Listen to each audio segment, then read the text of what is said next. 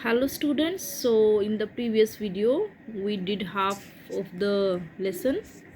So today we are going to read the remaining one. Okay, up to now we have done that on 8th of September Katie came downstairs and all the family members were with her. Okay, now there is a surprise for her in the parlor.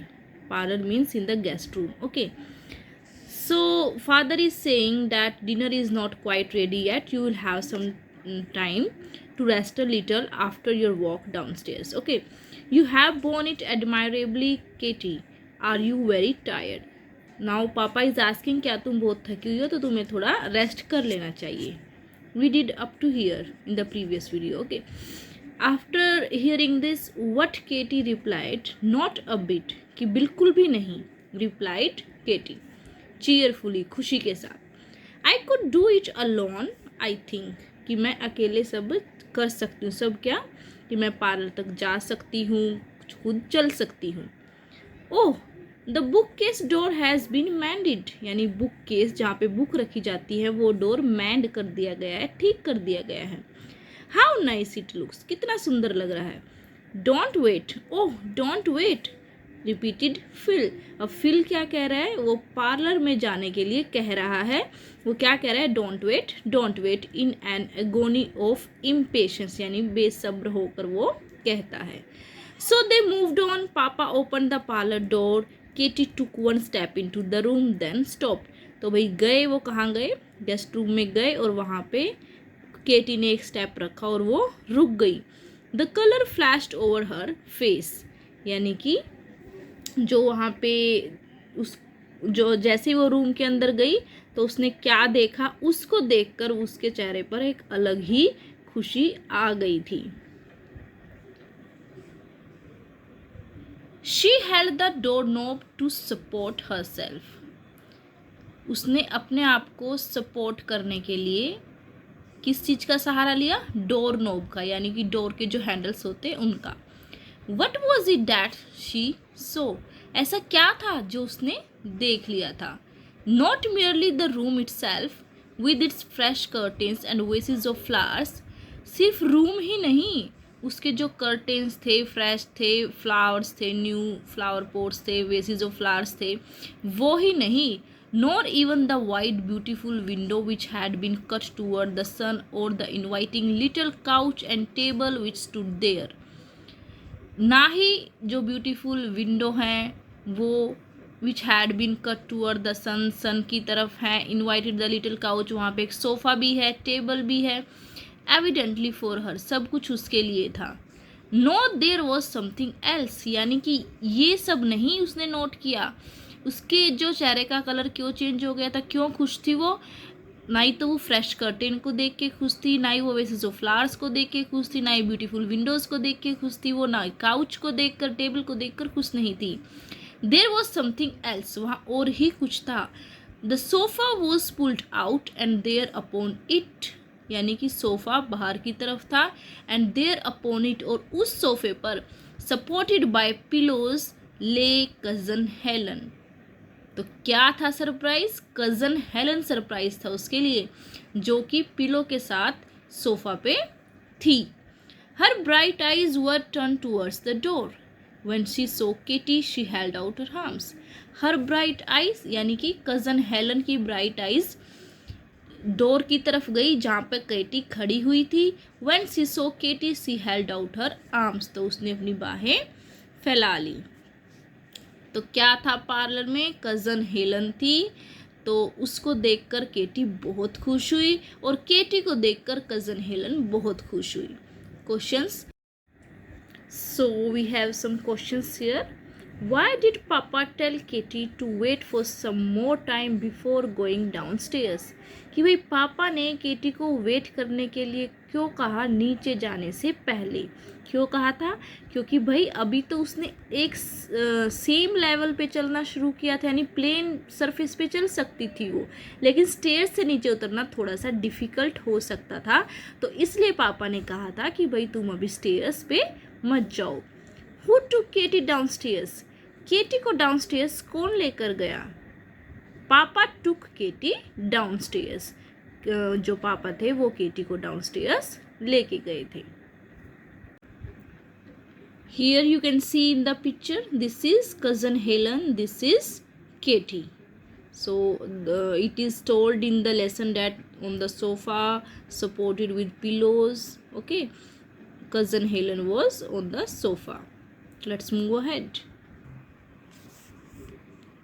Clover admitted afterwards that she never was so frightened in her life as at this moment. कि clover क्या कहती है कि उससे पहले वो कभी नहीं इतना घबराई हुई थी जितना कि अब.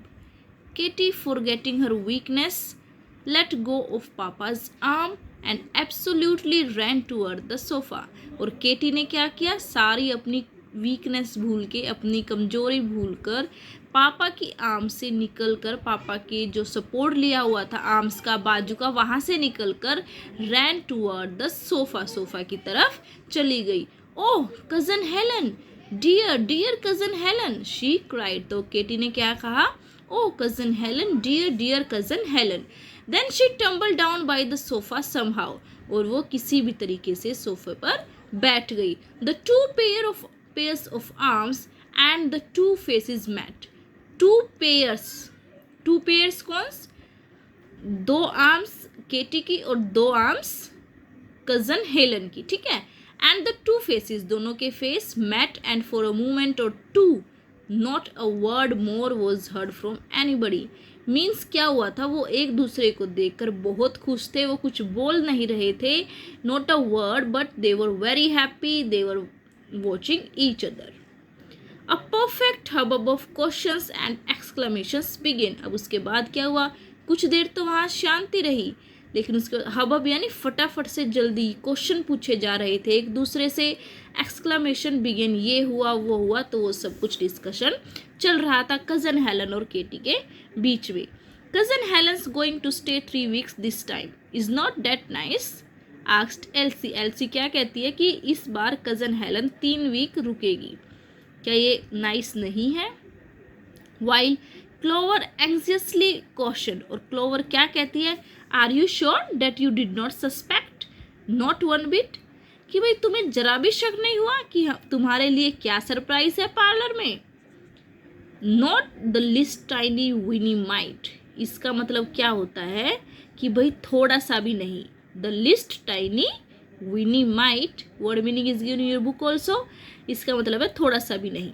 No indeed not the least, कि नहीं मुझे बिल्कुल भी सस्पेक्ट नहीं हुआ कि वहाँ पर कज़न हेलन आई है. How could I suspect anything so perfectly delightful, कि मतलब मुझे बिल्कुल भी अंदाज़ा नहीं हुआ इस बात का.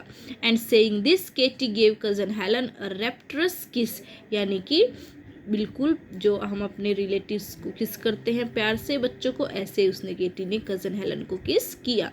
सच a short day as that seemed, तो ऐसा लग रहा था कि वो बहुत ही छोटा दिन है. क्यों? सबसे पहले तो डेकोरेशन करी गई थी घर की, क्योंकि केटी उस दिन नीचे आ रही थी. उसके बाद उसके लिए सरप्राइज था कज़न हेलन का, और उन दोनों ने बहुत अच्छा टाइम स्पेंड किया. ऐसा लग रहा था कि ये टाइम बहुत कम है, दिन छोटा पड़ गया है, लेकिन एन्जॉयमेंट ख़त्म नहीं हुआ है. There was so much to see, देखने के लिए बहुत कुछ था. टू आस्क अबाउट, पूछने के लिए बहुत कुछ था. To talk over that the hours flew, बातें करने के लिए बहुत कुछ था. And even dropped upon them all like another great surprise, तो बहुत बातें उन्होंने करी, ऐसा लग रहा था कि ये भी एक सरप्राइज ही है. Cousin Helen was perhaps the happiest of the party, तो सबसे हैप्पी वहाँ पे कौन था, कज़न हेलन थी.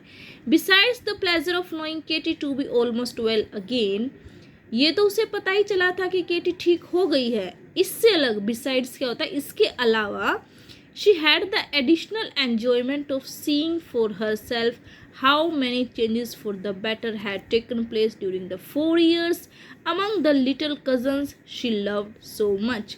यानी कि उसको खुशी थी केटी तो ठीक हो गई है, उसके साथ साथ एडिशनल एन्जॉयमेंट क्या था, सीइंग फॉर हरसेल्फ, कि भाई उसकी जो कजन्स हैं एल्सी, क्लोवर, कितना चेंज हो गई हैं 4 years में, जिनको वो बहुत प्यार करती है. She loved so much. So here we have 2 questions. What had frightened Clover, Clover को किस चीज़ से डर लग रहा था कि भाई कहीं केटी अपने आप को संभाल पाएगी या नहीं।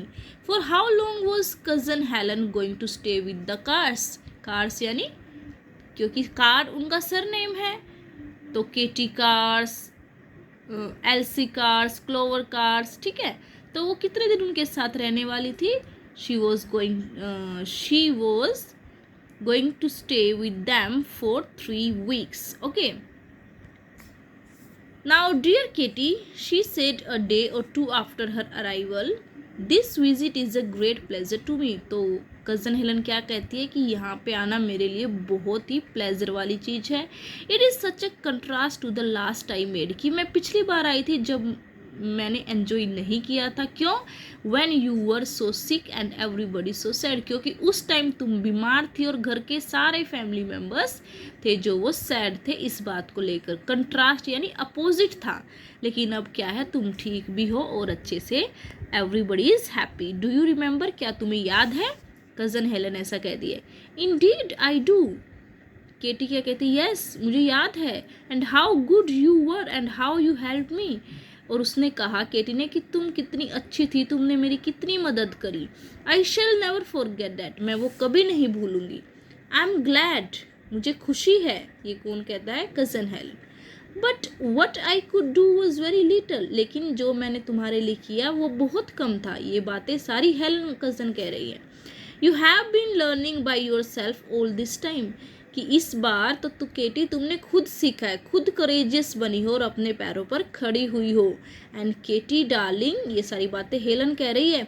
आई want to tell you how pleased I am to see you how bravely you have worked your way up, कि भाई I want to tell you, Katy मैं तुम्हें बताना चाहती हूँ, हाउ प्लीज्ड आई एम, मैं कितनी खुश हूँ, to see you how bravely you have worked your way up, कि तुम कितनी ब्रेवली, कितनी बहादुरी से खड़ी हो पाई हो।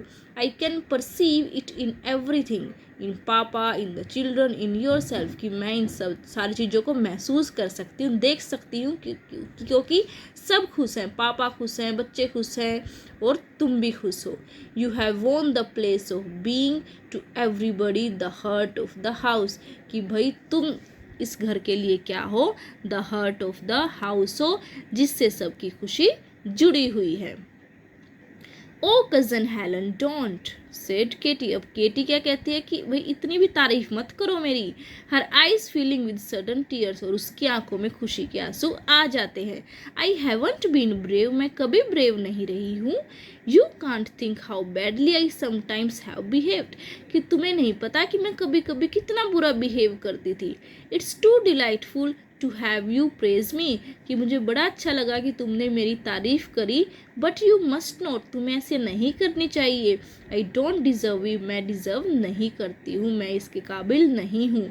ठीक है, तो ये उन दोनों के बीच में डिस्कशन चल रहा है, कज़न हेलन और केटी के बीच में। Although she said she did not deserve but Katy did, तो क्या कह रहे हैं कि भाई जब कज़न हेलन ने कहा कि तुमने ब्रेवली अपने पैरों पर खड़ी हुई हो, तुम तारीफ़ के काबिल हो, तो केटी क्या कहते कि नहीं नहीं, मैं तारीफ़ के काबिल नहीं हूँ, मैं कभी कभी बहुत ही बुरा बिहेव करती थी।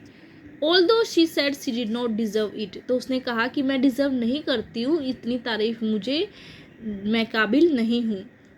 वो कह रही थी कि मैं काबिल नहीं हूँ, बट केटी डिड, लेकिन केटी काबिल थी उस चीज़ के। क्यों? क्योंकि उसने हिम्मत दिखाई थी, उसका डिटर्मिनेशन था, जो इरादा था वो स्ट्रोंग था कि भाई मुझे अपने पैरों पर खड़ा होना है। तो एंडिंग देखो किस तरीके से हुई है कि भाई वो कह रही थी कि मैं इसे डिज़र्व नहीं करती हूँ, कि भाई मेरी तारीफ मत करो, मैंने कोई हिम्मत वाला काम नहीं किया था, बट केटी डिड, लेकिन केटी ने हिम्मत वाला काम किया था। So this is a very interesting story. दोनों कज़न्स के बीच में कैसे बातें चल रही है, पूरी फैमिली मेम्बर्स ने कैसे जो केटी का ध्यान रखा है, उसे सरप्राइज़ दिया है। So this is a very very enjoyment, you can say here we can feel the enjoyment in the lesson. So students, ये था हमारा lesson और we have discussed many questions that have come in the lesson. Okay, if you have any doubt you can ask me in the comment box. In the next video we are going to do the question answers of this lesson. Thank you, bye bye.